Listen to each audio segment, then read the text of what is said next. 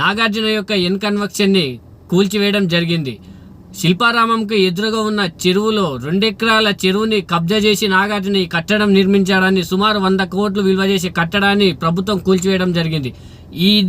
ఈ విషయాన్ని చాలామంది ప్రజలు ప్రశంసించారు. కానీ 2 ఎకరాలు కబ్జా చేసినే కూల్చేశారు. కానీ సలకం చెరువు ఇది ఓల్డ్ సిటీలో ఉంటుంది. ఇది ఓవైసీ బ్రదర్స్ ఆక్రమించిన చెరువు. సుమారు 16 ఎకరాల చెరువుని కబ్జా చేసి అక్కడ భూదందా చేస్తూ పేరుకు మాత్రమే విద్యా సంస్థలు నడిపిస్తున్నామని దాని వెనుక ఎన్నో భూదందాలు చేస్తూ, అదేవిధంగా ఆ విద్యా సంస్థలకు ఆనుకునే వాళ్ళ గెస్ట్ హౌస్ కూడా ఉంటుంది. ఈ 2 ఎకరాల భూమిని ఆక్రమించారని కూల్చేశారు. కానీ సుమారు 16 ఎకరాల చెరువుని కబ్జా చేశారు. దాన్ని మనం గనక చూస్తే క్లియర్గా మనకు అర్థమవుతుంది అది కబ్జాకు గురవుతుందని. ఈ కబ్జాకు గురైన భూమిని చాలా వరకు అక్కడ ఉన్న ఓల్డ్ సిటీలో ఉన్న విలేకరులు ప్రశ్నించినా కూడా వాళ్ళ ఎంతోమందిని ఓవైసీ బ్రదర్స్ హత్య చేయడం కూడా జరిగింది. ఇది ఎన్నో వార్తలలో కూడా రావడం జరిగింది. రేవంత్ రెడ్డి మగాడిలాగా ఎన్కన్వెక్షన్ని కూల్చేశాడు. కానీ ఓవైసీ అక్రమంగా నిర్మించిన చెరువుని కబ్జా చేసి నిర్మించారు. 16 ఎకరాల భూమిని కబ్జా చేసి నిర్మించారు. ఈ ఓవైసీ కట్టడాలని రేవంత్ రెడ్డి కూలుస్తాడా?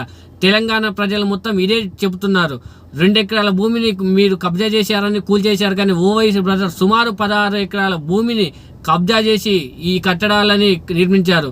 ఈ సలకం చెరువు వల్ల వీళ్ళు 16 ఎకరాల భూమి కబ్జా చేయడం ద్వారా వర్షాకాలంలో ఆ సలకం చెరువు నిండి ఆ వాటర్ ఎక్కడ పోవాలనో తెలియక ఓల్డ్ సిటీ మొత్తము ఒక సముద్రంలాగా మారుతుంది.